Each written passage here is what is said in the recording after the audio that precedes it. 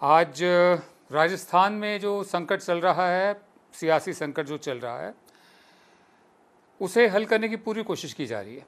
सचिन पायलट जो बागी नेता है कांग्रेस के, उन्होंने दिल्ली में कांग्रेस के अध्यक्ष रह चुके राहुल गांधी से मुलाकात की है और फिर प्रियंका गांधी भी वहाँ पर उस मीटिंग में मौजूद थी।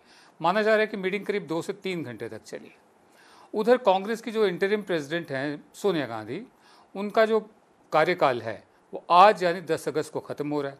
ठीक है, वो पार्टी को मजबूत करने की कोशिश तो कर रही हैं, लेकिन यहाँ पर भी इस क्राइसिस, इस संकट को सुलझाने के लिए भी राहुल गांधी और प्रियंका गांधी आ गए हैं।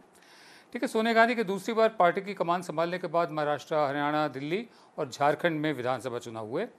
महाराष्ट्र में शिवसेना के साथ और झारखंड में हेमंत सोरेन की अगुवाई वाली सरकार में कांग्रेस शामिल है। दिल्ली में कांग्रेस कोई करिश्मा नहीं दिखा सकी। सोनिया गांधी के दूसरे कार्यकाल में भी पार्टी में मतभेद बढ़े। ज्योतिरादित्य सिंधिया जैसे नेताओं ने पार्टी छोड़ दी और पॉलिटिकल एम्बिशियसनेस और वजूद को लेकर पुराने जो नेता हैं और जो नौजवान नेता हैं राहुल गांधी, इनमें कलह भी बढ़ती गई आपस में।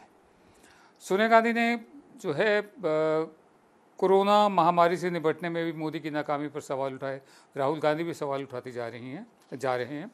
मेरे साथ हैं प्रोफेसर आदित्य मुखर्जी। आप इतिहासकार हैं, जेएनयू में प्रोफेसर रह चुके हैं। बहुत स्वागत है आपका और बहुत धन्यवाद अपना समय हमें देने के लिए।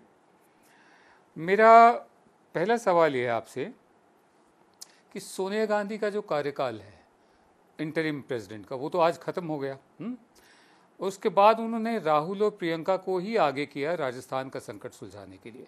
ये क्या संकेत है? क्या सिर्फ गांधी परिवार या कोई और नेतृत्व सामने आ सकता है अभी भी?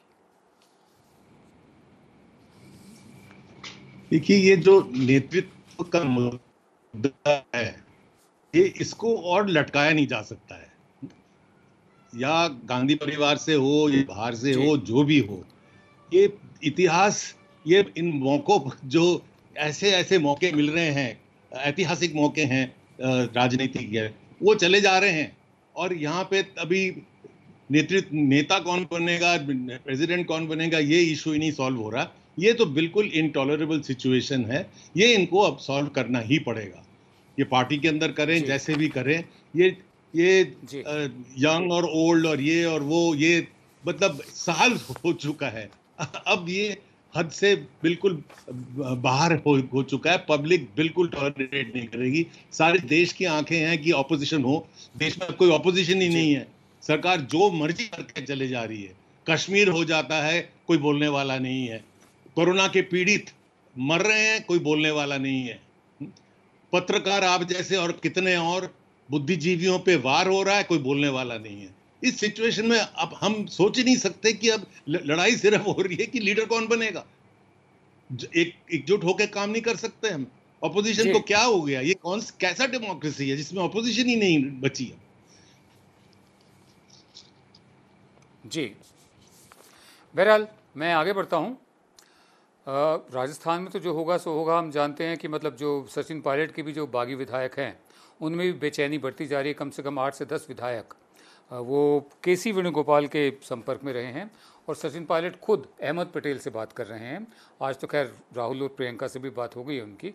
तो जाहिर है कि बीजेपी ने भी देख लिया होगा कि सचिन पायलट की बगावत में कोई ज़्यादा दम है नहीं, पहली बात। दूसरी बात, अशोक गहलोत से मुकाबला है, क्योंकि जहाँ जहाँ ऑपरेशन लोटस हुआ है बीजेपी का, चुनी हुई सरकार गिराने का, उसको पूरा समझने में अशोक गहलोत का बहुत बड़ा रोल रहा है। तो वो बीजेपी के इन टैक्टिक्स से वाकिफ़ है। तीसरी बात, राजस्थान में जो बीजेपी के जो शीर्ष नेता हैं उनकी नहीं चलती है, वसुंधरा राजे की चलती है। और वसुंधरा राजे की मुलाकात भी हो चुकी है। माना जा रहा है कि उन्होंने भी पार्टी को बताया कि अगर सचिन पायलट को सपोर्ट करते रहे तो पार्टी का जो असर है वो ख़त्म हो जाएगा। वसुंधरा के पास करीब 42 से 50 एमएलए हैं जो उनके लॉयल हैं, निष्ठ हैं उनके।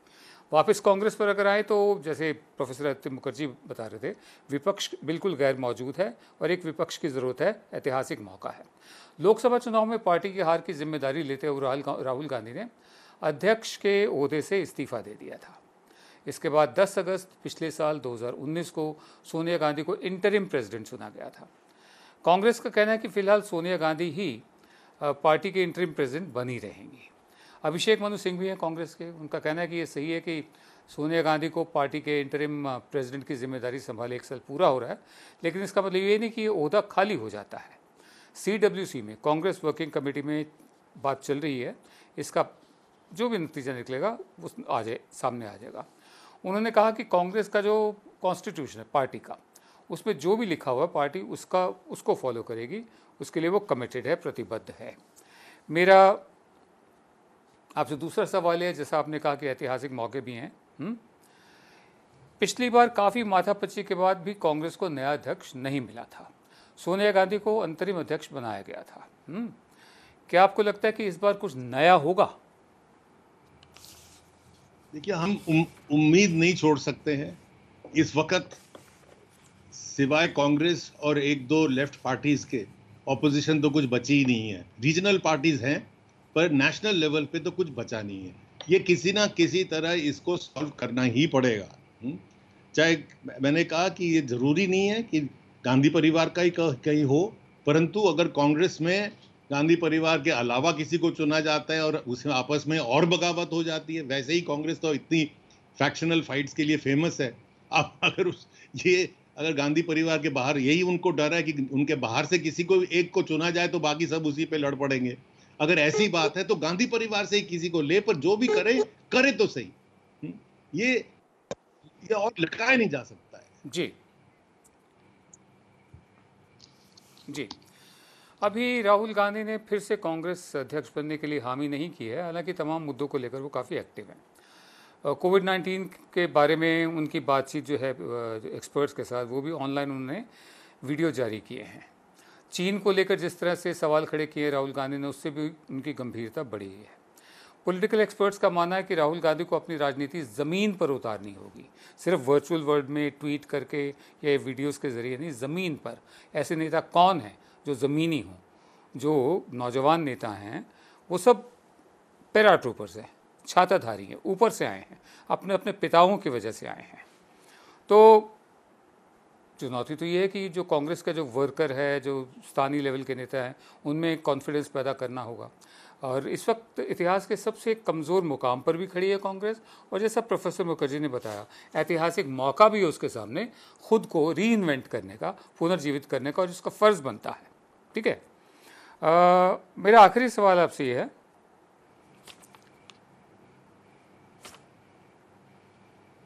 कांग्रेस को अपना जनाधार वापस लाने के लिए क्या करना होगा?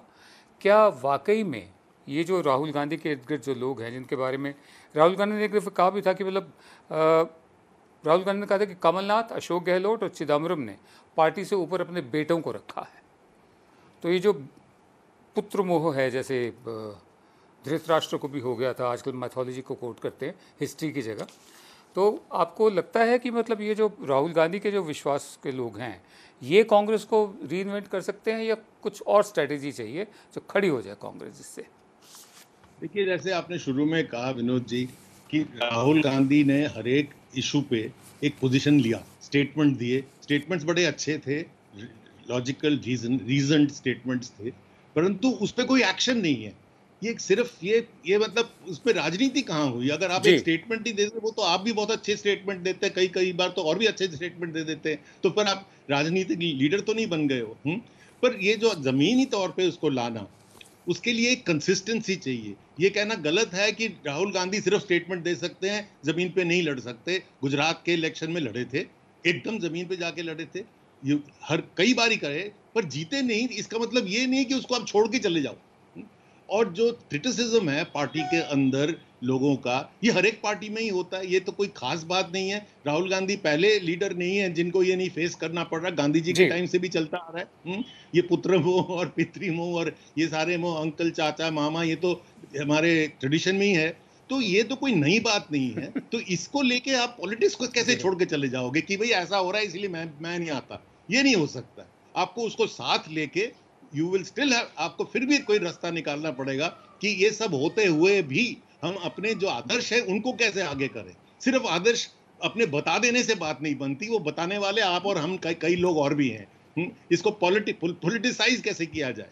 अब अपने हिस्ट्री को पढ़े, देखें कि गांधी जी ने कैसे किया, नेशनल मूवमेंट ने कैसे किया। आइडियाज तो 19th सेंचुरी में सारे तैयार हो गए थे नेशनल मूवमेंट के, पर उसको एक्टिवेट कैसे करा जाए, तो अपनी हिस्ट्री से थोड़ा सीख के इनको अब लागू करना पड़ेगा, नहीं तो सारा इनके हाथ से चले जा रहा है, देश का पूरा हुलिया बदल जा रहा है। भारतवर्ष अब वो भारतवर्ष ही नहीं बचा, हमारी डेमोक्रेसी कुछ और चीज हो जा रही है, और हम अब ये डिबेट कर रहे हैं जी भी उसने अपने बेटे को क्यों प्रमोट किया। अभी ये तो कोई सामंजस्य ही नहीं है। किस लेवल की सवाल आप उठा रहे हैं और किस लेवल का इशू है आपके सामने। जी, मैं एक बहुत ही संक्षेप में आपका जवाब चाहूँगा, समय कम है। बीजेपी का तो एक फर्जी नकली मार्गदर्शक मंडल है, जिसके मार्गदर्शकों से कभी कोई सलाह नहीं ली गई, उनको तो साइड पे कर दिया गया। क्या कांग्रेस को एक असली मार्गदर्शक मंडल की ज़रूरत है, जिसमें काफ़ी सारे वो नेता जो संजय गांधी के साथ आए थे, जो अभी तक हैं, उनको मार्गदर्शक बना दिया जाए असली? देखिए, कोई भी लीडर तभी बन सकता है अगर उसके आंख और कान खुले हुए हों। अगर वो सोचे कि सारी बुद्धि, सारी अंडरस्टैंडिंग उसके अंदर से निकलेगी, तो ये तो होता नहीं है। अब मैं आपको हिस्ट्री से फिर से एग्जांपल देता हूं, इतिहासकार होने के नाते। गांधी जी जब कोई एक स्टेप लेने वाले हैं, जैसे कि सेकेंड वर्ल्ड वॉर जब हो जाता है, अंग्रेजों के खिलाफ क्या पोजीशन लेना है, तो वो उन लोगों को बुलाते हैं जो उनको छोड़ के भी चले गए थे। जैसे कि सुभाष बोस को भी वो मीटिंग बुलाते हैं कि हम सब मिलकर अब सोचते हैं कि भी क्या रास्ता चुनना है। तो ये नहीं है कि कोई बड़े से बड़ा लीडर भी है, अगर वो मार्गदर्शन सबसे नहीं मांगेगा, और खास करके इतने बड़े देश को अगर आपको लेके जाना है, कांग्रेस पार्टी तो बीजेपी ये जनसंघियों को भी पूछती थी कि भाई आपका क्या राय है इसमें। तो बिल्कुल पूछना चाहिए, इनको सबको साथ लेके चलना चाहिए, लीडरशिप भी होनी चाहिए, परंतु सबका मतलब जो विजडम है उसको जरूर उनको इकट्ठा करना चाहिए।